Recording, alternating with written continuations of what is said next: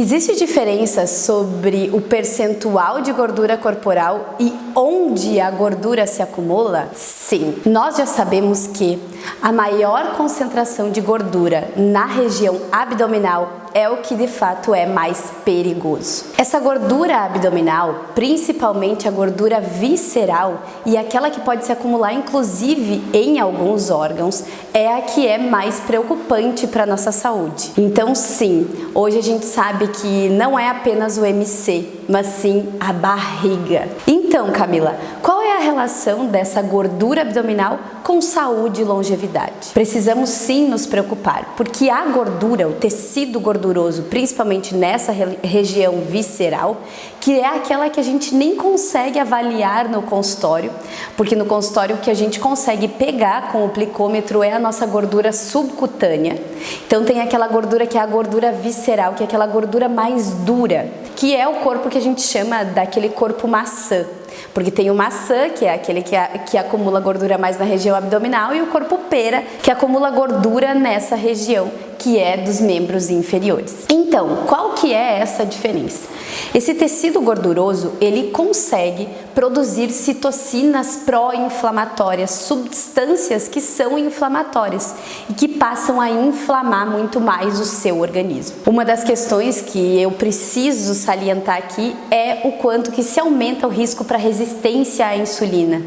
Algumas pessoas acabam fazendo como exame somente a insulina de jejum, a glicemia de jejum. Tá aí a grande importância de realizar o exame, que é a curva glicêmica e insulinêmica, porque muitas vezes a gente pode descobrir muito antes disso se tornar uma diabetes. O que é essa resistência à insulina? Então vamos imaginar como funciona o metabolismo da energia celular. Toda vez que você consome algum tipo de alimento, depois esse alimento se transformando principalmente em glicose, essa glicose é a fonte de energia das tuas células. Ela precisa da presença da insulina para que essa glicose entre dentro da célula.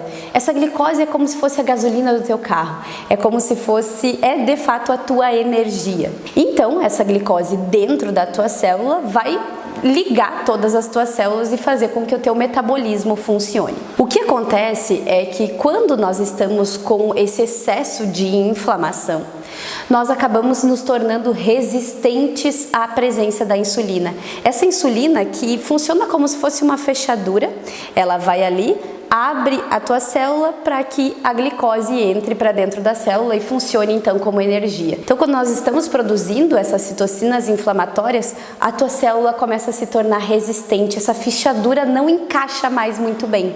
Isso é o que vai aumentando os níveis de glicose presente na tua corrente sanguínea, o que vai te inflamando mais ainda, te trazendo ali a predisposição a diabetes e tantas outras doenças que podem ocorrer também. Então, não dá pra gente levar na brincadeira, achar que é barriguinha de chope, que tudo bem, eu acumulo mais gordura na região abdominal.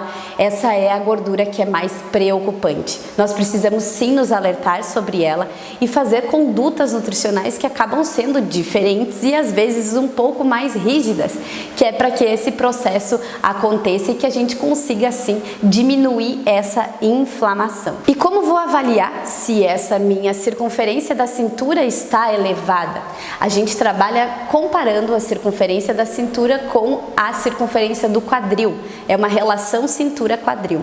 Então, essa relação precisa sim ser menor. Eu preciso ter a minha circunferência da cintura menor do que a minha circunferência do quadril. A gente trabalha com uma medida que essa circunferência da cintura para as mulheres deve ser de no máximo 80 centímetros, enquanto que para os homens no máximo 90 centímetros. Então isso já diminui o nosso risco de doença cardiovascular e outras doenças que podem ocorrer devido a essa inflamação. E aí, se agora você foi ali com a fita métrica, avaliou e descobriu que sim, tem essa tendência a acumular mais gordura na região abdominal, já vê isso nos casos da sua família, como vou fazer para diminuir essa circunferência? O primeiro ponto é parar de alimentar essa inflamação. Nós já falamos várias vezes sobre alimentos que são pró-inflamatórios, vai ter um videozinho especial só sobre esse assunto e nutrir o nosso corpo de alimentos que são anti-inflamatórios, como o próprio azeite de oliva, abacate, nozes, castanhas,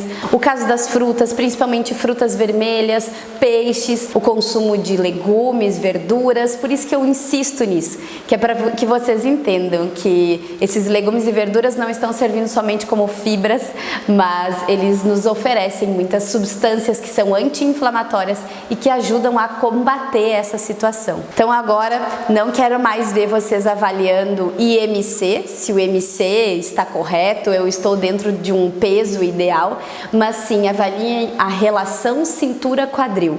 E isso é o que é mais preocupante, onde nós devemos partir para a ação. Existem diversas estratégias nutricionais que colaboram para diminuir essa gordura visceral. A gente sabe sim, é a mais difícil e, acima de tudo, essa é a que mais paga o preço quando se faz dietas muito radicais. Por quê? Porque eu posso ter um efeito rebote muito maior. Então é aquilo, um planejamento alimentar que seja consistente, manutenível e que a gente atinja resultados realmente diminuindo inflamação, não só vendo aquele peso balança mudar. Conte comigo para esse processo, que para mim é muito prazeroso mesmo ver que a diminuição dessa inflamação da circunferência da cintura, assim como essa melhora nos exames bioquímicos, traz muito mais qualidade de vida e longevidade para os pacientes.